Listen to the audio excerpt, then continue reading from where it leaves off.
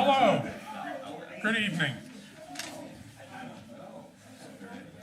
This is the public hearing for the Rockport Comprehensive Plan, which is being drafted, replacement for the 2004 Comprehensive Plan. I'm David Cockey, Chair of the Comprehensive Plan Committee. I'll ask the other members of the committee present to introduce themselves. Good evening. My name is Joe Stronowski. And I'm Dominic Kordisco. Richard Remsen. And Bill Bowe. Okay. The primary purpose of the meeting, really the only purpose of this meeting hearing, is to get your feedback. But before we get into that, I want to just make a few comments. So, is their presentation up? Okay, great. Yep, yeah, I got it now. Okay. Just going to briefly talk about comprehensive plans, what they are as a refresher for everybody. Next slide. So a comprehensive plan basically sets out the vision the town has for itself, what its goals are, strategies, really aiming at looking at an environmentally, economically sustainable future. It gets tied directly into land use regulation, zoning regulations. In fact, in order to have a land use ordinance, zoning regulations, you have to have a comprehensive plan under Maine state law. There's also various state programs and grants that you need to have a comprehensive plan for.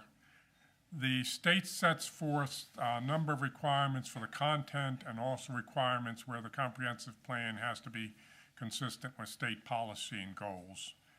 The current comprehensive plan was adopted 20 years ago. A lot of good work that the committee did, but that was 20 years ago. The state does certify plans, and that's part of the thing, what's needed in terms of participation in state programs and grants. That expires after 12 years. So our certification expired, what's that now, 8 years ago. Yeah, so we're overdue to do a replacement for it. Next slide. The committee didn't just go off in a room and lock the door and dream something up. We got a lot of input. So there was community engagement in several forms. There was a SWOT analysis conducted back, I think, about 3 years ago upstairs from here with a large number of people participated. We did online surveys, had engagement, used some software called Social Pinpoint to help with that engagement, and then held public meetings, presentations. I know there were at least 3, I think maybe 4 different locations around the town with the public invited to those. Also, the various town committees, boards, and similar entities have weighed in and given us input. And then there's a lot of data. If you've looked at the comprehensive plan, you look at the appendix, that's where the data's most of the data's wound up to see. The state provides data. They have a list of data information that you have to include, and then they actually have an office that pulls all their provided information together.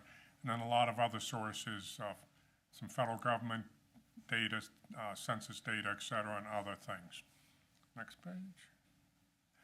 Process basically is the committee looked at the 2004 comprehensive plan, reviewed it, what the history's been with it, then had the community engagement and input as I talked about, collected the data, and then spent time getting a draft comprehensive plan together.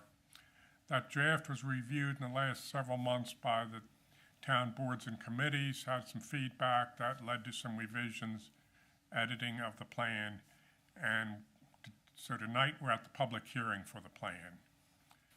We're going to take your feedback, see to what extent revisions, edits need to be made. If needed, make those. Possibly have another public hearing depending on the extent of the level of changes.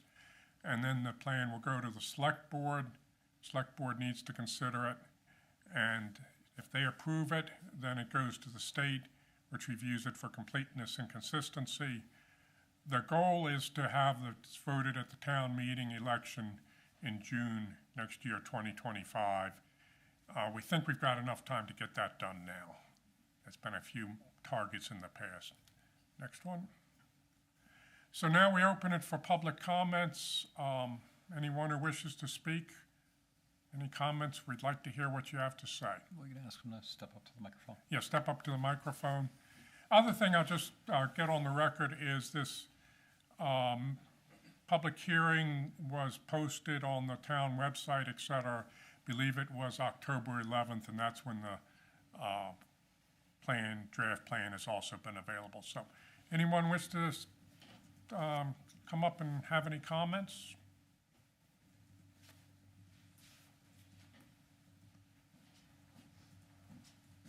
I'm Jan Rosenbaum. I'm here tonight as a citizen, not as a member of the planning board. So I speak only for myself at this point. Good, congratulations. A good plan, interesting to read, well put together. I found two areas that I thought needed more emphasis than were in the plan, simply because to me they're really critical areas.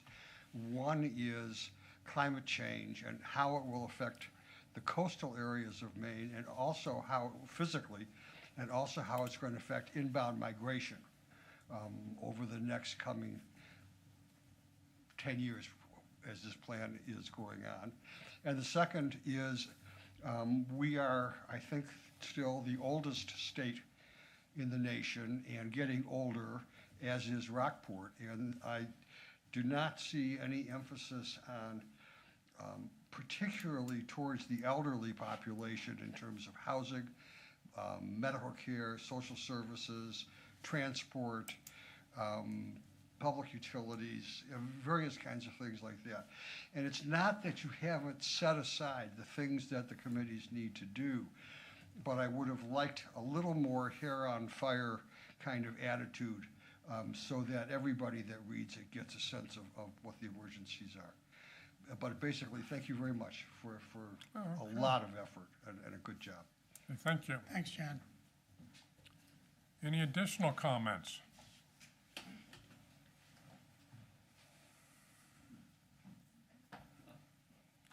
Okay.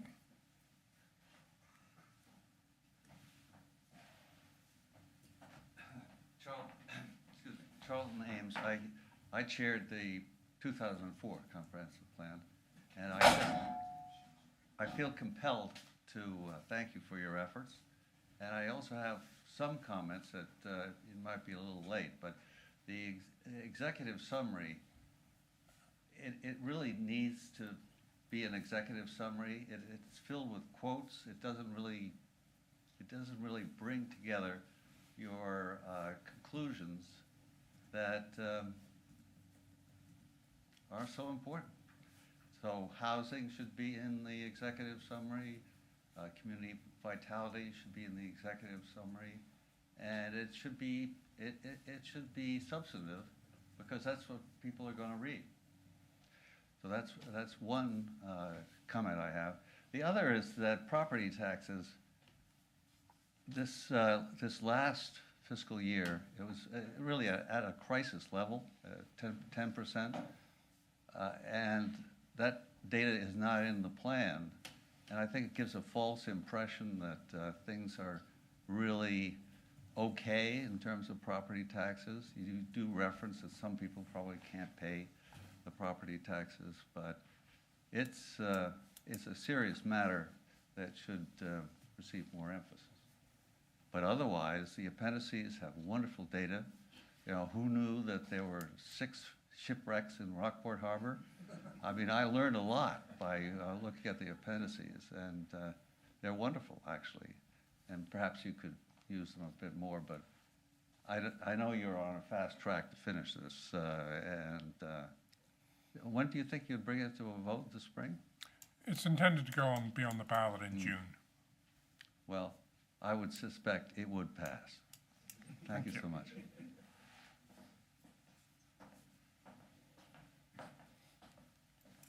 Come on up.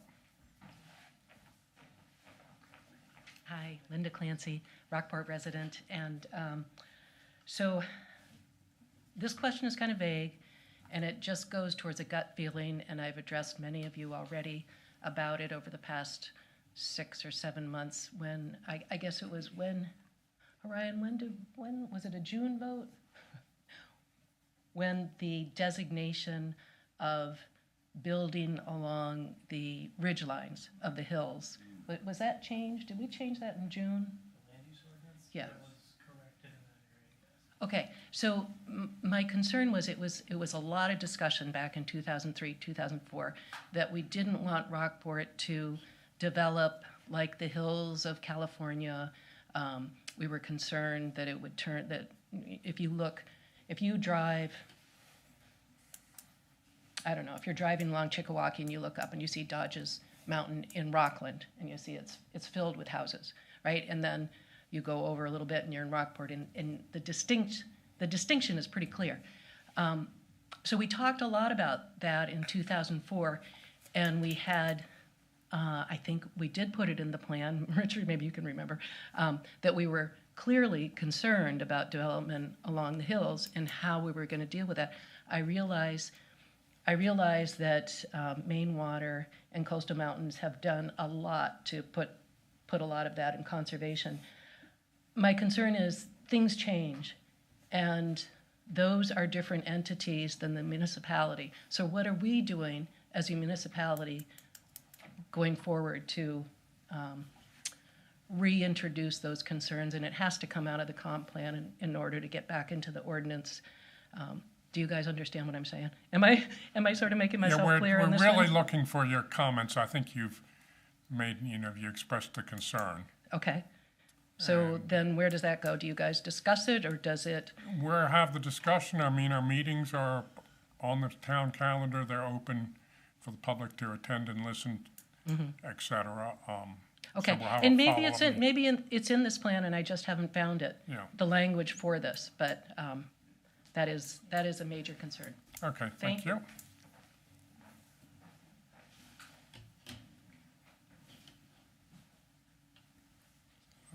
Okay.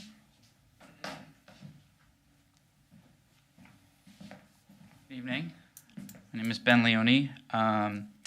First, I just want to say this is a huge undertaking. I understand that it is, and that you are volunteers. So I want to thank you all for the effort that you put into it.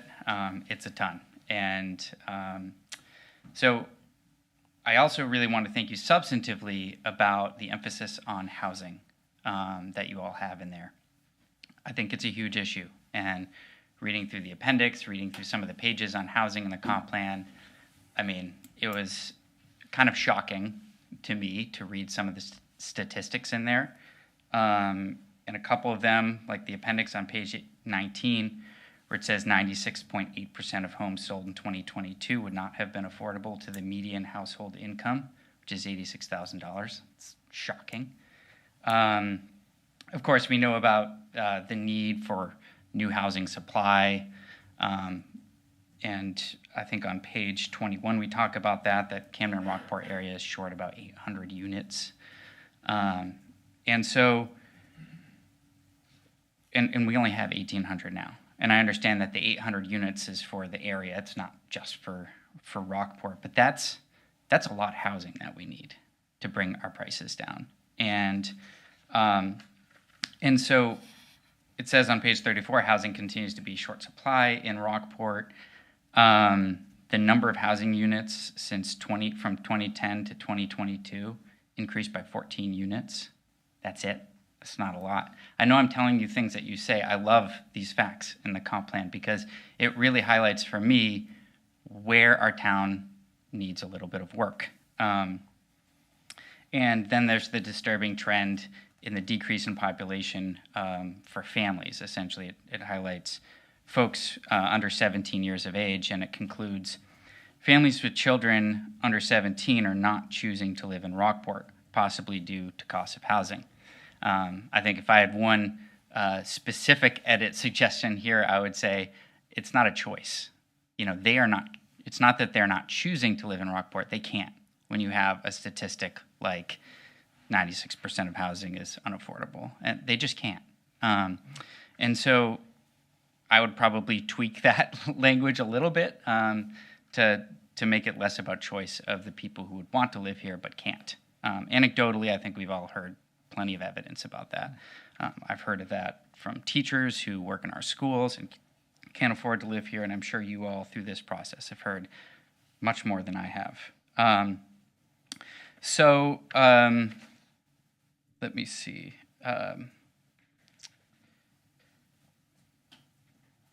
So I guess, when I look at this statistic of like our area needs 800 more housing units, the big question there is like, how are we going to get them? And I look back at the old comp plan from 2004, and there was an emphasis in that comp plan about creating multifamily, being more open to multifamily units and density in the village, creative approaches to affordability such as cooperative housing models. So that's in the old comp plan. A lot of that is adopted in the new comp plan. We talk about things like that. But my big question, I guess, is if the old comp plan focused on some of these, although I think the new comp plan does a much better job at highlighting some of the challenges here, is what are some of the specific policy changes that we can make to our land use plans? And there is a lot of discussion in the comp plan about like we can adjust our land use plans. We did adjust our land use plans in June, some of them to comply with LD 2003, which is great, and that's going to be helpful for housing for certain. But for a comp plan, if I had one suggestion, I would say more specific mandates or instructions in the comp plan about what those land use ordinances should be changed to.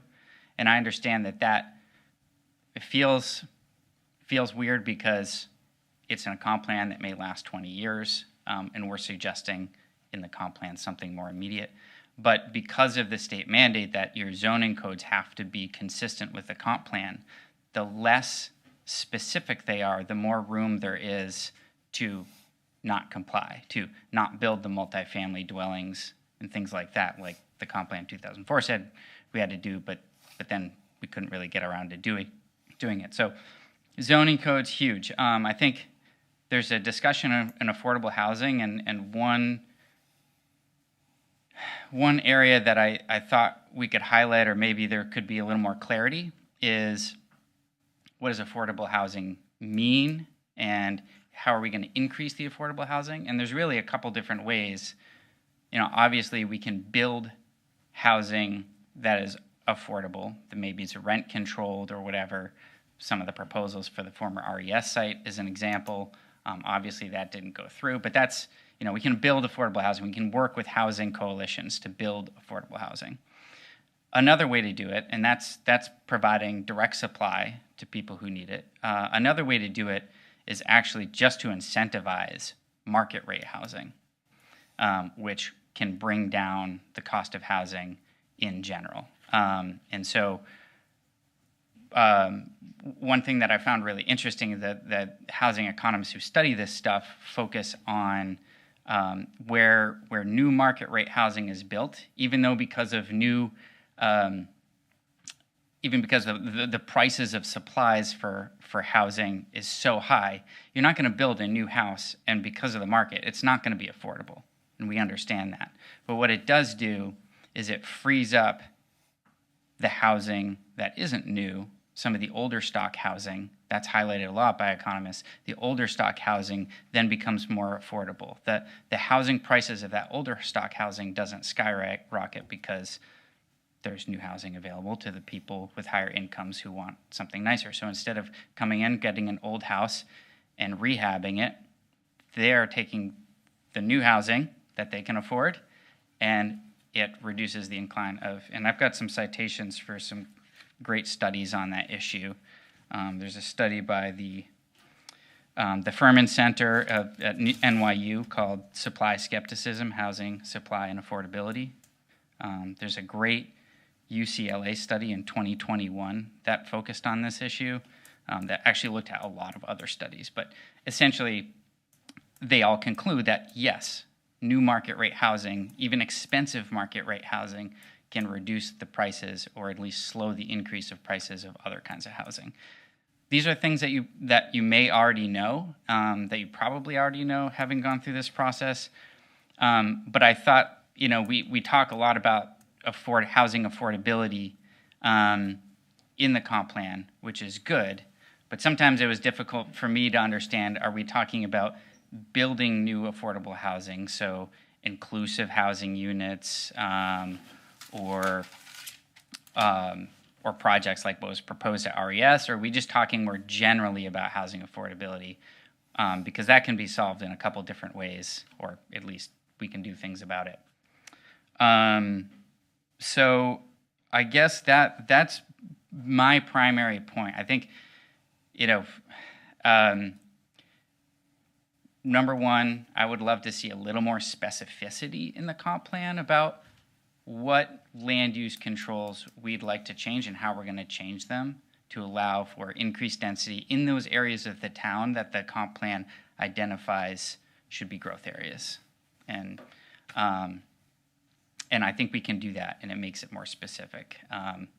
When I used to, I'm a land use lawyer, if you can't tell, and when I used to litigate this stuff with towns, with consistency with comp plans and zoning ordinances, the more vague the zoning ordinance was, the easier it was for the town to basically not follow through on what could be considered like more aspirational language in the comp plan. The more specific it was, the more it created mandates that the town actually take action through its zoning code. So I think we've already done some great things through our zoning code here, but I think we could do a little bit more with some more specificity. So that's my 2 cents. Thank you. Thank you very much for listening to me, and thank you for your efforts. Okay.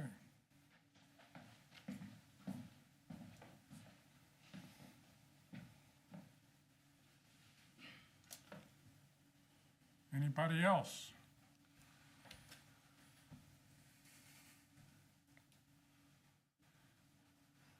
Okay, I'm going to call the conclusion of the public hearing and thank everybody for attending, your input, etc. Appreciate the comments. We will be scheduling a future meeting to consider this input and any other input that has been received in terms of emails, etc. Still open to that. And then we'll see, based on everything, where we go forward. So, can appreciate everybody's participation, attendance. Thank you. If you have any additional comments, send emails to this man right over here. Yes. Okay.